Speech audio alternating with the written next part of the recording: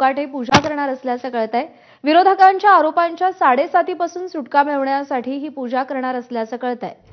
राज्याचे कृषी मंत्री आणि पालकमंत्री माणिकराव कोकाटे नंदुरबार जिल्ह्याच्या दौऱ्यावर आहेत। देशातील एकमेव शनिदेवाचं 7.5 मुक्त स्थान म्हणून प्रसिद्ध असलेल्या शनी मांडळ इथल्या शनी मंदिरात कोकाटे दर्शन घेऊन पूजा अर्चा करणार आहेत।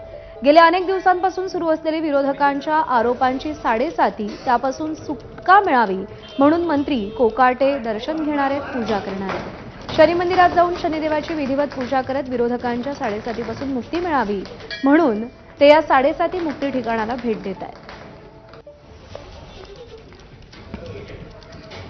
शनिवारी शनिदेवाची 7.5 मुक्ती ठिकाणी पूजा केल्यानं मागे लागलेली इडापिडा दूर होत असल्याची भाविकांची भावना आहे।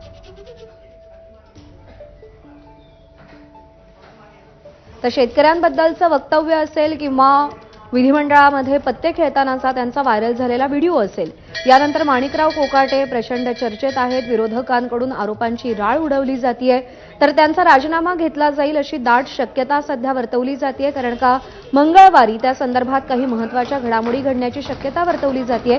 पण या सगळ्याच्या पार्श्वभूमीवर मागे लागलेला हा ससेमिरा सुटावा, आरोप थांबावे यासाठी राज्याचे कृषी मंत्री माणिकराव कोकाटे यांनी आता थेट शनिदेवांना साकडं घातलंय आणि नंदुरबार जिल्ह्यातील शनी मांडळ इथल्या मंदिरात जाऊन त्यांनी